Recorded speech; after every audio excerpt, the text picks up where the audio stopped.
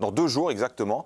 Et il y a une tendance qui est en train de se dégager un petit peu par rapport à l'équipe de France, c'est la composition de Didier Deschamps, mon cher Juju. Oui, Didier Deschamps devrait faire 3 changements d'après les informations de notre envoyé spécial à Boston, c'est Giovanni Castaldi. Les changements, Lucas Digne devrait prendre la place de Théo Hernandez, Manu Koné la place d'Aurélien Tchouaméni et Bradley Barcola, ailier gauche, milieu offensif gauche à la place de Désiré Doué. Alors avec cette compo, est-ce que c'est une compo qui vous fait kiffer un peu ?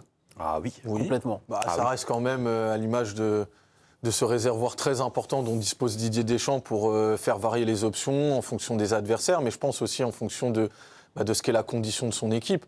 Quand on parle de conditions, c'est évidemment conditions physiques, parce que c'est des saisons à rallonge pour beaucoup de joueurs, avec des physiques qui sont peut-être un petit peu disparates. On a beaucoup parlé de Saliba, par exemple, et des petites délicatesses qu'il avait au niveau de son dos, je crois. Oui. Mais après, il y a aussi, je pense, une dimension un peu diplomatique. C'est-à-dire qu'on a toujours accordé à Didier Deschamps de vraies qualités sur son management et sa gestion de la vie de groupe pendant un tournoi. Et là, mine de rien, vous avez le match, entre guillemets, le plus facile du groupe qui arrive en 2. Peut-être qu'on ne se poserait pas la question de la légitimité d'une rotation si ce match-là arrivait en 3. Sauf que le match 3, c'est contre la Norvège, un adversaire contre qui tu vas peut-être jouer la première place du groupe. Donc moi, je trouve ça logique d'être dans des modification et pas dans un bouleversement, parce qu'on a vu parfois, même le dernier match contre la Tunisie en 2022, moi j'avais trouvé un peu dommage comme ça. C'était le match des coiffeurs. Tu te rappelles, de la compo Gendouzi, ailier gauche, c'était n'importe quoi. C'est pour ça que je te dis, là au moins on n'est pas non plus dans un match que tu jettes entre guillemets. Tu fais rentrer des joueurs qui, peuvent avoir une pertinence pour la suite du tournoi, parce que tu peux aussi perdre des forces vives en cours de route, des suspensions, des blessés, etc. Donc pour moi, je trouve ça très logique de la part, et même très pertinent de la part de Deschamps, de procéder à ces ajustements. Et est-ce que, Yo-Yo, tu ne crois pas non plus que tu peux aussi perdre ceux qui ne sont pas rentrés dans ce groupe-là ? Parce que là, après, il y a la Norvège. Même s'il va y avoir des matchs derrière, Didier Deschamps va essayer de faire la meilleure équipe possible. Oui. Je pense à d'autres joueurs qui potentiellement auraient pu rentrer aussi dans cette rotation contre l'Irak, qui ne sont pas dans le 11. Alors, Pierre, déjà, on a une équipe de France extraordinaire. Qui fait tout ce qu'il fait, est très sexy. On a un groupe absolument extraordinaire. Et Pierre, mais... Si tu dis une 3e fois extraordinaire, ça va pas aller. Et Zahir Emery, il aura du temps de jeu. À un moment donné, ça va arriver pour Zahir Emery. Akliouche, il aura aussi son moment. Mateta, on a envie de le voir. Il y aura bien sur une 5 semaines et demie. Oui, j'ai quelques doutes. Et N'Golo Kanté. Et moi, je dis, c'est vraiment, on gagnera collectivement. Tout est sexy. On a déjà vu quelques minutes. Regarde déjà l'intelligence de Deschamps. Déjà, Deschamps, il arrive à sa dernière danse. Et Deschamps, t'imagines tout ce qu'il a emmagasiné comme expérience depuis des années. Il connaît parfaitement ce groupe. Il connaît parfaitement comment y arriver. Regarde déjà, on est en difficulté en première période contre le Sénégal. Il change les positionnements. Bingo, fantastique. Barcola, il le fait rentrer. Bingo, fantastique. C'est-à-dire que là, je pense qu'on a un entraîneur aussi qui est au sommet de son art, grâce à l'expérience, grâce aux victoires accumulées, grâce aussi parfois à des moments de doute. Et là, regarde les changements qu'il fait. Et donc, je trouve. Arrière gauche, t'as Lucas Digne qui joue sur Aston Villa, 4e de première ligue et qui gagne la Ligue Europa. Il est titulaire indiscutable dans la Ligue Europa. Manu Koné, la saison avec la Roma un petit peu compliquée, 3e de Serie A. Et Manu Koné, il a montré en équipe de France dans certains matchs quand même. Il a été éclaboussant. Donc, tu sais très bien que si Tchouaméni a un petit problème, alors on sait très bien que Koné sera là, et là Koné ça va lui faire du temps de jeu. Et après Barcola, déjà pour moi il avait passé un cap au printemps avec le Paris Saint-Germain en Ligue des Champions, et malheureusement il s'était pété. Mais déjà il avait passé ce cap, et je trouve que Barcola là, son but il est fondamental. Il y a quelques jours. Même. Et son but aussi, parce que souviens-toi l'occasion énormissime en finale de la Ligue des Champions à la dernière minute, à la 96e, où il a ce face-à-face et il tire à côté. Et là il a eu la même occasion, et cette fois-ci il l'a mis au fond. Et je trouve que, et je pourrais citer ça, parce que je vais te dire... On sait que tu peux faire le Wikipédia à chaque joueur, ça on est sur Akliouche, je me dis pas qu'à un moment donné, il aura passé 5 minutes, 10 minutes. Je pense qu'il est moins invité. Après, sur un dans la groupe de rotation, 26, il y aura quand même un socle de joueurs qui sera réduit au rôle de spectateur et d'accompagnant sur la plupart du tournoi. Il y a des joueurs offensifs qui sont devant Marnès Akliouche. Je pense à un Ryan Cherki, par exemple, que tu n'as pas cité dans ta démonstration. Oui, parce qu'il a déjà joué quelques minutes, tu sais, la dernière fois. Oui, mais qui lui peut à la fois jouer, on le sait, meneur de jeu sur un côté.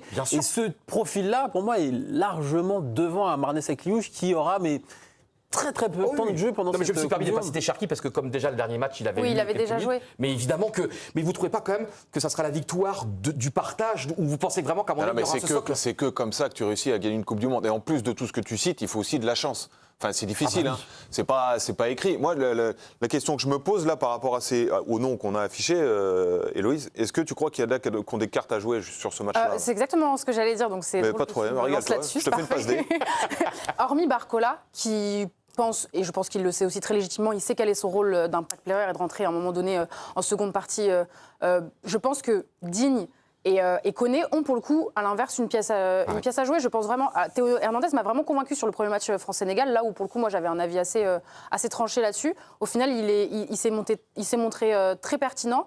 Je pense que Koné aussi a une carte à jouer, là où un Tchouaméni n'est pas non plus incontestable C'est le actuellement. vice-capitaine des Bleus, c'est un homme, enfin un Je gars sais, c'est sûr le de pivot Deschamps. idéal, j'ai bien compris. Non, il bougera. Enfin, Aurélien Tchouaméni, il sera titulaire indiscutable. Donc toi, Là, je tu pense dis que la c'est une Koné, gestion. là juste pour faire reposer les Je joueurs. pense que c'est une gestion de temps de jeu, notamment ce que veut faire Didier Deschamps. Il va accorder du temps de jeu à Manu Koné, qui a montré effectivement depuis plusieurs mois qu'il pouvait être un joueur important de cette équipe. Et Donc sur pas ces qu'il 3 décroche. joueurs, donc pour toi sur ces 3 joueurs, il n'y en a aucun qui a une pièce à jouer.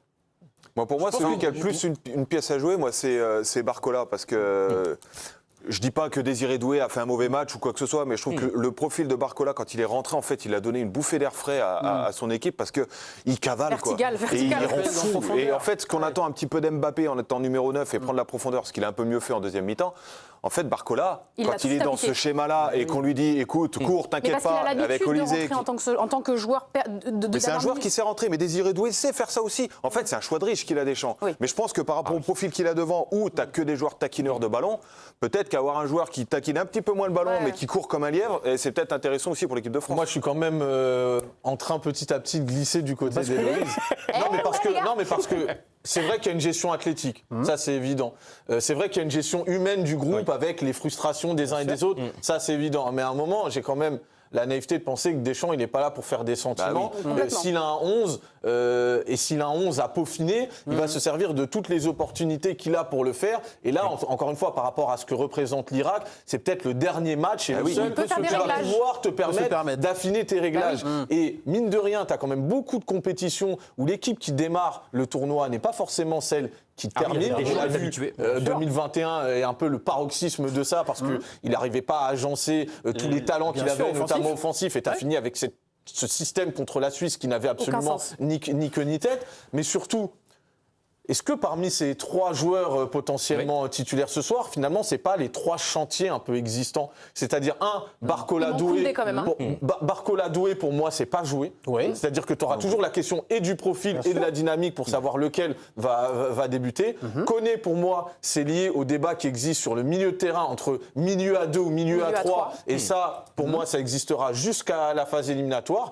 Et Digne, sur le poste d'arrière gauche, en fait, on n'a jamais été capable vraiment de trancher entre lui et Lucas Hernandez, qui était le plus légitime. Donc pour moi, c'est quand même à l'image de chantier qui reste ouvert pour la suite de la Et compétition. pour appuyer ce que dit Tidiane, on fait que de s'appuyer en même temps. On a à côté. Non, mais Deux tu vois, béquilles, en fait. on s'appuie. Non mais tu vois, il y a ce truc où là c'est l'Irak. Hein. L'Irak, ça va jouer très très bas. Ils savent très bien ce qu'ils vont faire. Ils savent comment ils doivent jouer. Un Lucas Digne peut être hyper rassurant là-dessus parce qu'on sait qu'il s'est très bien centré. Là où Théo, il va. Il faudra avoir du monde dans la surface pour couper ses centres. Exactement. Oui, oui, t'as raison. C'est Mais pas toujours le cas. t'as raison, mais je pense que ce choix-là aussi de Lucas Digne, entre Hernandez et Lucas Digne se fait aussi là-dessus sur l'Irak qui va jouer très bas. Là, pour le coup, je comprends pas aussi pourquoi la question elle se pose pas autour de Koundé à ce moment-là, parce que c'est le joueur moi qui m'a le moins convaincu sur France-Sénégal. Moi, j'ai une autre vision par rapport à Koundé. Je me dis que ce match-là, en fait, le match de contre test. l'Irak, non, mais en vrai, pour moi, c'est montre-moi. Ok. Ok. Moi, c'est comme ça que je le vois. D'accord. Parce que Gusto. Il peut vite Pour moi, avoir c'est du temps de jeu Gusto, et il là. peut vite rentrer aussi pour Ah créer oui. des différences. Tu vois ce que je veux dire? Et je pense que. Pour toi, c'est le dernier test en fait, limite. Je l'ai pas trouvé convaincant.